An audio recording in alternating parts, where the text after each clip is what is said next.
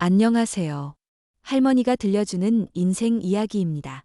오늘은 정말 충격적이면서도 많은 생각을 하게 만드는 이야기를 들려드리려고 해요. 가족이란 무엇인지, 그리고 진정한 사랑이 무엇인지에 대해 다시 한번 생각해 보게 되는 이야기입니다. 여러분도 한 번쯤은 생각해 보셨을 거예요. 나는 가족들에게 어떤 사람으로 기억될까?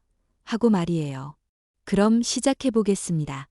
제 이름은 김미선이에요. 올해 50살이고 결혼한 지 25년째입니다. 시어머니와는 그렇게 나쁘지도 좋지도 않은 평범한 관계였어요. 흔한 며느리와 시어머니 사이였죠. 작년 10월 시어머니께서 돌아가셨어요.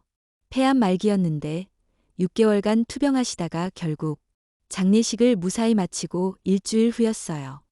남편과 함께 시어머니 방을 정리하다가 유언장을 찾았거든요. 자, 이제 이것도 확인해야겠다. 남편이 봉투를 조심스럽게 뜯으면서 말했어요. 어머니가 뭐라고 써두셨을까? 저도 궁금했어요. 25년 동안 함께 살면서 그래도 나름 정을 쌓았다고 생각했거든요. 남편이 유언장을 펼쳤어요. 그리고 조용히 읽기 시작했어요. 이상하네. 에이, 뭔데? 미선아, 너 이름이 없어. 뭐라고? 저는 남편 어깨 너머로 유언장을 봤어요. 정말이었어요. 제 이름이 어디에도 없었어요. 부동산, 예금, 심지어 시어머니가 평생 아끼시던 금반지까지 모든 재산이 한 사람에게로 가도록 되어 있었어요. 최정숙이라는 이름으로요. 여보, 최정숙이 누구야? 남편도 고개를 갸우뚱했어요. 글쎄, 처음 듣는 이름인데. 그 순간 제 머릿속이 하얘졌어요. 25년 동안 시어머니를 모셨는데 시어머니 마지막 유언에 제 이름이 없다는 게 믿어지지 않았어요. 이상해. 정말 이상해. 어머니가 왜 내 이름을 빼셨을까? 미선아, 진정해. 뭔가 이유가 있을 거야. 하지만 저는 진정이 안 됐어요. 가슴이 답답하고 뭔가 크게 배신당한 기분이었어요. 25년 동안 시어머니 모셨는데 이게 뭐야? 그때 시누이가 전화를 걸어왔어요.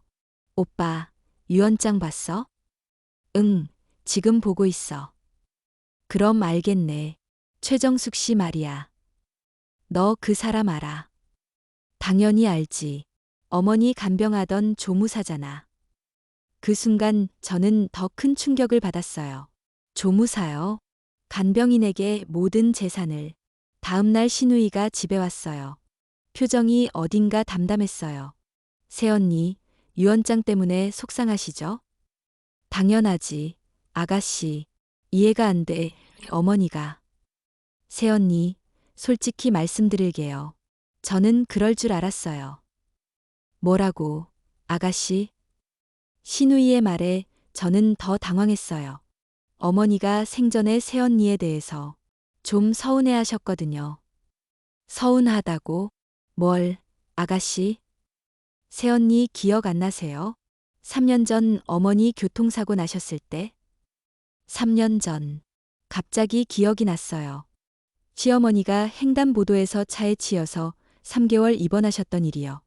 그때 새언니는 뭘 하고 계셨죠? 시누이의 날카로운 질문에 저는 할 말이 없었어요. 그때 저는 친구들과 제주도 여행을 가 있었어요. 어머니 혼자서 병원에 계실 때 새언니는 연락도 안 받으셨잖아요. 그땐 급한 일이 있어서, 아가씨. 급한 일이요? 3개월 동안? 시누이의 목소리가 점점 차가워졌어요. 그때 어머니 곁에서 밤새 간병해준 사람이 최정숙 씨예요. 조무사였지만 진짜 딸처럼 어머니를 돌봐드렸어요. 저는 아무 말도 할 수 없었어요. 그 이후에도 어머니가 몸이 안 좋으실 때마다 연락드리는 분이 최정숙 씨였어요. 새언니는 항상 바쁘다고 하셨잖아요. 남편이 끼어들었어요. 그래도 그렇지, 가족이 우선이어야. 오빠도 마찬가지예요. 어머니 아프실 때 회사 핑계대고 안 오신 적 몇 번인데요? 그 말에 남편도 입을 다물었어요. 시누이가 한숨을 쉬며 말했어요. 어머니는 마지막 1년 동안 계속 말씀하셨어요. 내 곁에 진짜로 있어준 사람은 정숙이뿐이다라고요. 그 순간 저는 너무 부끄러웠어요. 하지만 동시에 억울했어요. 그래도 25년 동안 함께 살았는데, 아가씨, 새언니, 함께 산다고 다 가족이 되는 건 아니에요. 신우이의 그 말이 제 가슴을 깊게 찔렀어요. 며칠 후, 저는 궁금해서 견딜 수가 없었어요. 최정숙이라는 사람이 도대체 누구인지 정말로 알고 싶었거든요. 시어머니가 다니시던 요양병원에 갔어요. 간호사실에서 물어봤죠. 최정숙 씨라고 여기서 일하시는 분 있나요? 아, 정숙 씨요? 지금은 안 계세요. 작년에 그만두셨어요. 그분이 어떤 분이었나요? 간호사가 웃으며 대답했어요. 정말 좋은 분이셨어요. 20년 넘게 여기서 일하시면서 환자분들을 진짜 가족처럼 돌봐주셨거든요. 20년요? 네, 특히 김할머니. 어머님을 정말 많이 챙겨주셨어요. 할머니가 입원하실 때마다 밤새 곁에서 간병해 주시고 그 말을 듣는데 가슴이 먹먹해졌어요. 그런데 왜 그만두셨어요? 김할머니가 돌아가신 후에 많이 우셨어요. 어머니 같은 분을 잃었다고 하시면서요. 그래서 여기 있기가 힘드시다고 그만두셨어요. 어머니 같은 분이라. 저는 집에 돌아와서 시어머니 방을 다시 뒤져봤어요.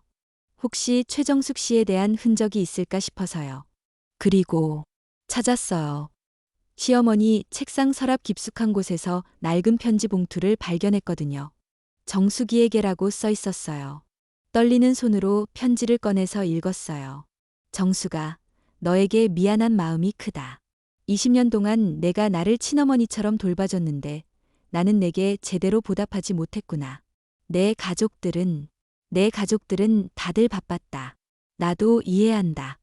각자 살기 바쁜 세상이니까. 하지만 너만은 달랐어. 내가 아플 때마다 밤새 곁에서 손잡아주고, 내가 무서워할 때 괜찮다고 말해주고, 정수가, 고맙다. 정말 고맙다. 너 같은 딸을 둔 어머니는 세상에서 가장 행복한 어머니일 거야. 편지를 읽다가 저는 눈물이 났어요. 시어머니의 진심이 느껴졌거든요. 그리고 마지막에 이런 문장이 있었어요. 내가 죽으면 내 모든 것을 너에게 주고 싶다. 너야말로 내 진짜 딸이니까. 그 순간 저는 모든 걸 이해했어요. 시어머니에게 최정숙 씨는 정말로 딸 같은 존재였던 거예요. 그리고 저는 그동안 진짜 딸 노릇을 못했던 거고요. 그날 밤, 저는 남편과 긴 대화를 나눴어요. 여보, 내가 정말 못된 며느리였나? 남편이 한참을 생각하더니 말했어요. 미선아, 너만 그런 게 아니야. 나도 마찬가지였어. 어머니한테 진짜 아들답게 해드린 게 없었던 것 같아. 그럼 우리가 유산을 못 받은 게 당연한 건가? 어쩌면 그럴지도 몰라. 어머니 입장에서는 정숙 씨가 더 가족 같으셨을 거야. 저는 마음을 정했어요. 최정숙 씨를 만나보기로요. 요양병원에서 연락처를 알아내서 전화를 드렸어요. 안녕하세요. 김할머니 며느리 김미선입니다. 아, 며느리 분이시군요. 안녕하세요. 정숙 씨의 목소리는 따뜻했어요. 한번 뵐 수 있을까요? 네, 물론이죠. 다음 날 정숙 씨를 만났어요. 50대 중반쯤 되어 보이는 단정한 여성이었어요. 어머니에 대한 이야기를 듣고 싶어요. 정숙 씨가 말했어요. 할머니는 정말 좋은 분이셨어요. 20년 동안 저를 딸처럼 아껴주셨죠. 20년요? 네, 처음 만난 건 할머니가 담낭염으로 입원하셨을 때예요. 그때 할머니가 너무 외로워하세요. 가족분들이 다들 바쁘시다고. 정숙 씨가 잠시 말을 멈췄어요. 그때부터 할머니를 제가 돌봐드렸어요. 처음엔 그냥 일이었는데 나중에는 정말 제 어머니 같았어요. 저는 부끄러웠어요. 유산 받으실 건가요? 정숙 씨가 고개를 저었어요. 사실 부담스러워요. 이렇게 큰 유산을 받아도 되는 건지 가족분들이 어떻게 생각하실지도 걱정이고요. 아니에요. 받으세요. 어머니 뜻이니까요. 정숙 씨의 눈에 눈물이 고였어요. 며느리님, 할머니가 생전에 자주 말씀하셨어요. 우리 며느리도 나름 고생이 많다고요. 네.